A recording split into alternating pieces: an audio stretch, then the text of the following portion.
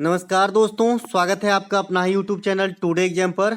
दोस्तों, जैसा कि कल का जो एक दो शिफ्ट का मैंने एनालिसिस नहीं करा पाया था क्योंकि क्वेश्चन की प्राप्ति नहीं हुई थी, लेकिन आज कुछ बच्चों आप ही लोगों में से जो है क्वेश्चन प्रोवाइड कराए हैं, साथ ही साथ एनालिसिस के लिए डिमांड किए हैं। तो टाइम था तो मैं आपके लिए जो है ये वीडियो लेकर के आ गए हैं। यानी 30 जून को थर्ड शिफ्ट और फोर्थ शिफ्ट में जो आपका एग्जाम हुआ था फेज 11 वाला, उनसे संबंधित प्रश्नों को इसमें आप देखेंगे कि क्या क्या प्रश्न पूछे गए थे। तो चलिए दोस्तों, शुरू करते हैं आज का ये वीडियो। इसमें एक प्रश्न पूछा गया था कल कि T20 क्रिकेट की शुरुआत कब हुई थी। देखिए, मुझे पूरा विश्वास है कि ये प्रश्न पूछा गया होगा कि T20 वर्ल्ड कप की शुरुआत कब हुई है, लेकिन ये तिवारी जी हैं, ऐसे ही टेलीग्राम पे लिखे हैं तो मैंने भी ऐसे ही रखा है। तो T20 क्रिकेट की बात करेंगे तो अंतर्राष्ट्रीय स्तर पे 2005 में पहली मैच खेली गई, ठीक है। यह ऑस्ट्रेलिया और न्यूजीलैंड के बीच खेली गई, लेकिन T20 क्रिकेट की शुरुआत 2003 से ही इंग्लैंड से मानी जाती है। वैसे भी क्रिकेट के जन्मदाता जो है इंग्लैंड को ही माना जाता है। T20 क्रिकेट की जो प्रचलन है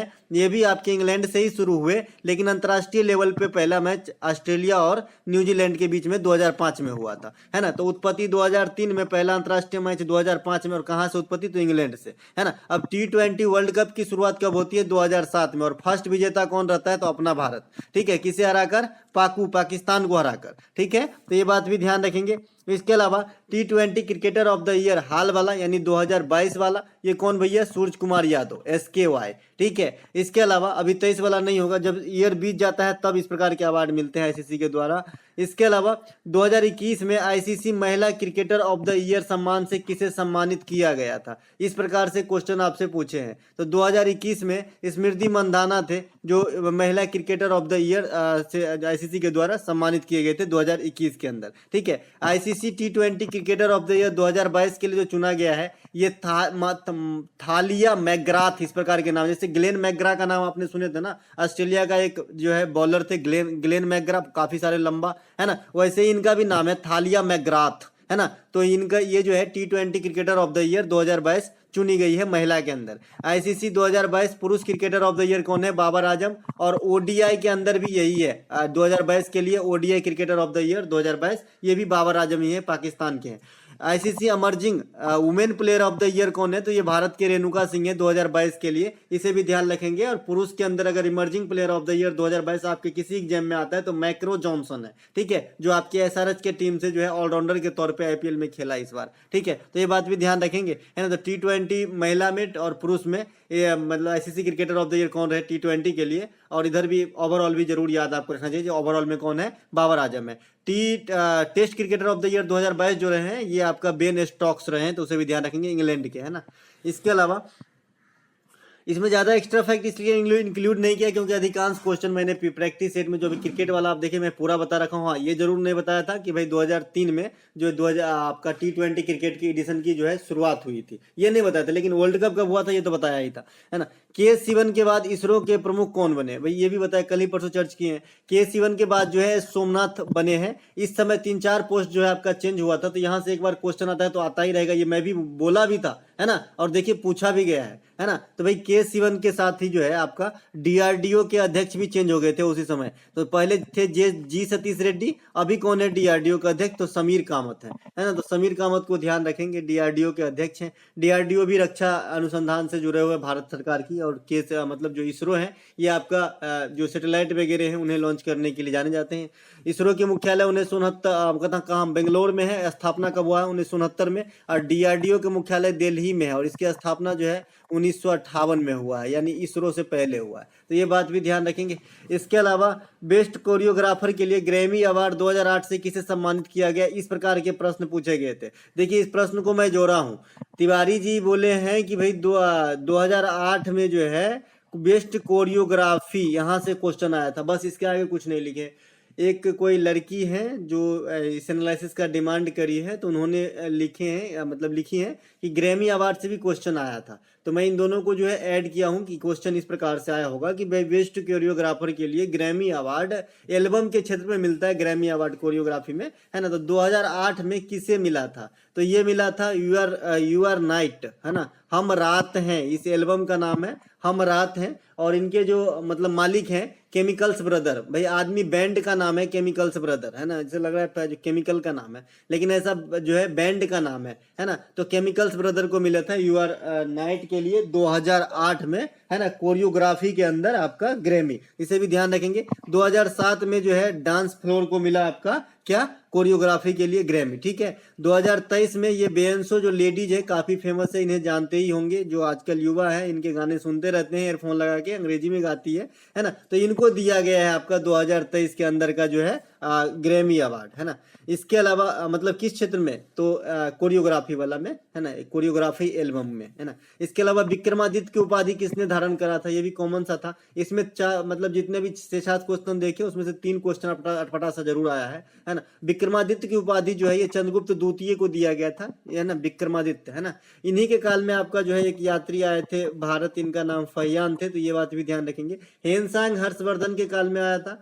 जो विजयनगर साम्राज्य के काल में आया था, या आपका देवराय के काल में, कृष्णदेव राय के काल में, या फिर और भी जो विजयनगर के शासक हुए उस समय कौन कौन आए, नुनीज आए, डोमिनिक पायस आए, अब्दुल रज्जाक आए, निकालो कांटी आए, ये सब विजयनगर साम्राज्य में आए, है ना। और फहियान आए विक्रमादित्य के काल में, हेनसांग आए आपका हर्षवर्धन के काल में, इब्न बतूता आए आपका मोहम्मद बिन तुगलक के काल में, है ना। तो ये सब ध्यान रखेंगे कुछ यात्रियों के बारे में, है ना। इसके अलावा समुद्रगुप्त को भारत का नेपोलियन कहा जाता है, मैंने अजात शत्रु के बारे में बता रखा है क्या कहा जाता है। इसके अलावा मैंने महाराजा धीराज किसे कहा जाता है ये बताया हूँ, लाख बख्श किसे कहते हैं ये बताया हूँ, है ना, 1000 दिनारी किसे कहते हैं ये बताया हूँ। इसके अलावा मैं और क्या बताया आपको, सिकंदर सानी क्या किसे कहते हैं ये बताया हूँ, जौना खां किसे कहते हैं वो बताया हूँ। तो ये सब तो बताए ही हैं, तो यहाँ पे जो है ज़्यादा मतलब दिक्कत नहीं होनी चाहिए। इसके अलावा एक प्रश्न आपसे पूछा गया कि हिंद महासागर के उत्तर पूर्व में कौन सा सागर स्थित है। भैया हिंद महासागर का अगर मैं देखूं उत्तर पूर्व दिशा में, तो मेरे ख्याल से तो अंडमान सागर होना चाहिए। आपने बताना है कि इसके ऑप्शन में क्या क्या था भैया ना, आपने बताना है कि इसके ऑप्शन में जो है क्या क्या था। हिंद महासागर के उत्तर पूर्व में कौन सा सागर है ना, और कोई सागर है नहीं, ये अंडमान ही होगा, अंडमान ही होगा। और ये क्वेश्चन पहले भी पूछा जा चुका है, ऐसा नया नहीं क्वेश्चन, अंडमान सागर ही होगा। आप लोग बताइए कि ऑप्शन में था कि नहीं। हिंद महासागर के उत्तर पश्चिम में बात करेंगे तो अरब सागर आ जाती है, ठीक है। ये सब मैं जैसे कि आज पूछा भी था कि भाई अरब सागर, बंगाल की खाड़ी, ये सब किसके पार्ट है बेसिकली, तो ये सभी जो है इनके पिता कौन है, हिंद महासागर ही है, हिंद महासागर ही ओरिजिन है इन सब का, ठीक है। इसके अलावा पांचों महासागर 5 है, जिसमें सबसे गहरी और सबसे बड़ी कौन सी, प्रशांत महासागर। प्रशांत महासागर में जो मरियाना खाई है इसे जरूर आप ध्यान रखें, ये इस दुनिया में सबसे गहराई वाली स्थल है, जो आपके चैलेंजर गर्त इसमें एक पॉइंट है, वो सबसे गहरी स्थल है मरियाना खाई के अंदर। तो ये बात भी ध्यान रखें कहाँ पे है, तो ये आपका प्रशांत महासागर के अंदर स्थित है।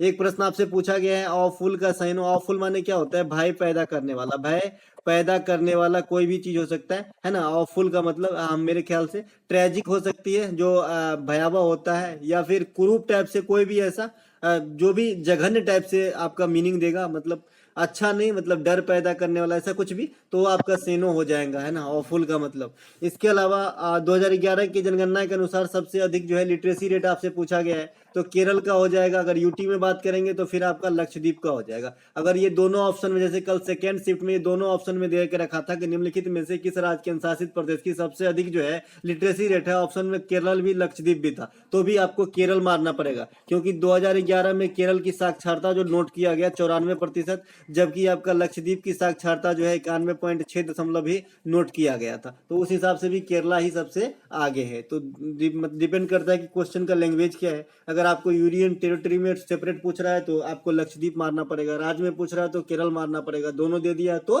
केरल मारना पड़ेगा। किस अनुच्छेद के अनुसार जो है राज्यसभा में 250 सदस्य होते हैं, जिसमें से 238 जो है निर्वाचन के द्वारा और 12 जो है मनोनयन के द्वारा आता है। ये पद्धति कहाँ पे होगी आप ही मुझे बताइए। ऑब्वियसली भाई संसद की जहाँ पे जिक्र है वहीं पे होगा, और मैंने आपको इसे याद रखने के लिए भी बताया था कि भाई सरल आपको याद रखना है। ये आपका 79, 80 और 81 है। 79 में हमने संसद की देखे थे कि भाई संसद जो है हमारे यहाँ कैसे रहता है, लोकसभा, राज्यसभा और राष्ट्रपति से मिलकर बनते हैं, यानी संसद के बारे में बात को करा गया है 79 के अंदर। 80 के अंदर राज्यसभा का जो ढांचा है, जो राज्यसभा की संरचना है, उसके बारे में बात करी गई कि भाई इसमें सदस्य कैसे इलेक्ट होंगे, कितने होंगे, यूनियन टेरिटरी से कितने आएंगे, राज्य से कितने आएंगे, राष्ट्रपति कितने मनोनयन करेंगे। तो ये सब जो है खंड बना के एक एक व्यवस्था करा गया है आर्टिकल 80 के अंतर्गत, ठीक है। 280 राइट हो गया, 80 खाली कीजिएगा, 280 तो बीता वित्त आयोग हो जाएगी दोस्तों, है ना। तो 80 का जो के बारे में इसका आंसर 80 हो जाएगा कि भाई राज्यसभा के बारे में। 81 जो है ना ये लोकसभा से संबंधित है, तो उसे भी ध्यान आपको रखना है। ये 280 को जरूर काट लीजिएगा, 80 कर लीजिएगा, क्योंकि 280 वित्त आयोग से जो अभी 15वीं चल रही है। इसके अलावा 2020 के डाटा के अनुसार भारत के अर्बन क्षेत्र में कुल पोस्ट ऑफिस की संख्या कितनी है, इस प्रकार से प्रश्न आपको कल देखने को मिला था। तो 2020 में जो है डाटा के अनुसार भारत में अर्बन जो पोस्ट ऑफिस की संख्या है ये आपका 2020-2021 में अनुमान लगाया गया था, तो 10% था। 15,703 पोस्ट ऑफिस थे आपके शहर में, और 14,000 इकाई दहाई सैकड़ा हजार 10,000 लाख 1,00,000 है ना, 1,41,018 1,41,018 पोस्ट ऑफिस जो है आपके ग्रामीण सेक्टर में है। भारत की कुल बात करेंगे तो आपका जो है इकाई दहाई सैकड़ा हजार 10,000 लाख 1,56,721 पोस्ट ऑफिस इंडिया में। अब तो बढ़ गए होंगे, ये आपके 20-21 वित्तीय वर्ष की बात कर रखा है। पता नहीं ये क्वेश्चन क्यों पूछा, जरूर न जरूर अभी कुछ डाक में जो है कुछ नए या फिर कोई ना कोई कारण से हाईलाइट हुआ होगा, कोई स्कीम आ रही होगी, तभी ये क्वेश्चन पूछा गया है, ठीक है। इसके अलावा केविन पीटरसन की आत्मकथा का नाम क्या? हाँ भैया, डाक जो है, चूंकि मेरा एक फ्रेंड है जो डाक विभाग में है, एसएससी के थ्रू है, एसएससी के थ्रू जो है आपका एलडीसी है, कोलकाता के अंदर काम करते हैं, तो ये डाक विभाग से ही जुड़े हुए। तो कुछ ही दिन मेरी पहले बात हुई तो उन्होंने बताया कि भाई जो अब इंडियन पोस्ट है, ये आपका सामान डिलीवर भी करेगा, जैसे फ्लिपकार्ट अमेजन करता है ना, वैसे करेगा, है ना। तो हो सकता है कि इन्हीं के लिए हाईलाइट होके जो है आपका ये क्वेश्चन राइज हुआ हो, है ना।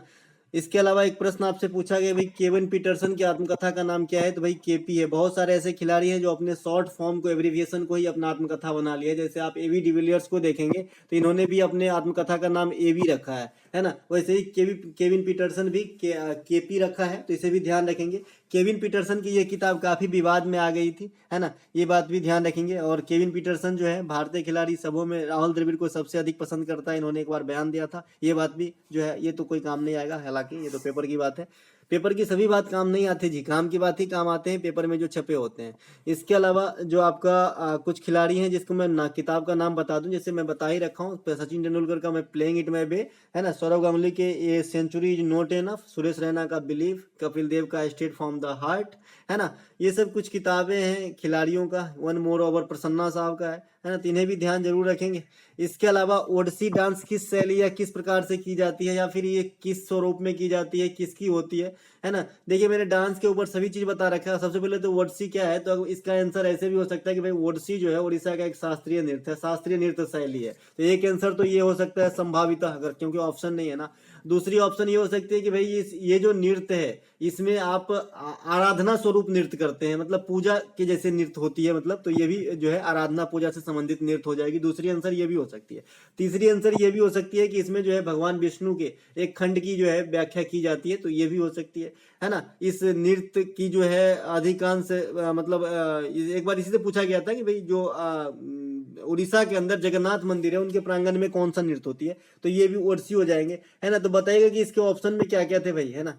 इसके अलावा एक प्रश्न आपका मौलिक कर्तव्य से आया है, जो मैं टोटली समझा रखा हूँ, है ना। 1976 वाला 42वां संविधान संशोधन 10 प्रकार के, बाद में 86वां संविधान संशोधन 2002 एक और जुट गया 11 स्वर्ण सिंह समिति, है ना। और 51 के 1 से लेके 11 तक के अलग खंड है, सब खंडों में अलग अलग व्याख्या, वो पीडीएफ आपके पास है। इसके अलावा फंडामेंटल राइट से भी एक क्वेश्चन आया था, तो फंडामेंटल राइट के बारे में भी सब कुछ बता चुका हूँ भाई। पहले 7 था, 44वां संविधान संशोधन 1978 के द्वारा 6 हो गया, वर्तमान में 6 है, जो भाग 3 में आर्टिकल 12 से 35 तक के बीच में वर्णित है, यूएसए के संविधान से लिया गया है। इसमें कई सारे प्रकार के जो आर्टिकल है उनको एक एक अलग अलग जो है कंबाइन किया गया है। जैसे आप राइट टू इक्वलिटी की बात करेंगे तो 14 से 18 के बीच में आएगा, 19 प्रेस की स्वतंत्रता आएगा, 20 और 22 जो है सजा आदि के मामले में छूट है, 21 जो है निजता का अधिकार है, 23 और 24 जो है शोषण के विरुद्ध अधिकार है, 25 से 28 जो है धार्मिक स्वतंत्रता का अधिकार है, 29-30 अल्पसंख्यक हित है, 31 निष्क्रिय है, और 32 संवैधानिक उपचारों का अधिकार है। तो ये आपका फंडामेंटल राइट है। इससे क्या क्वेश्चन है, क्वेश्चन क्लियर नहीं। तो दोस्तों ये कुछ क्वेश्चन जो आप लोग, आप 2 बच्चे, एक तिवारी जी और एक लड़की, इनका मुझे नाम नहीं याद आ रहा है, अभी अभी आधा घंटा पहले ही क्वेश्चन पोस्ट करिए इन्होंने, आप भी विजिट कर सकते हो। आज ही वाला सीआरपीएफ के वीडियो वाली में जो है ना कमेंट करा है ना। तो हम मिलेंगे अगले वीडियो में, तब तक के लिए जय हिंद।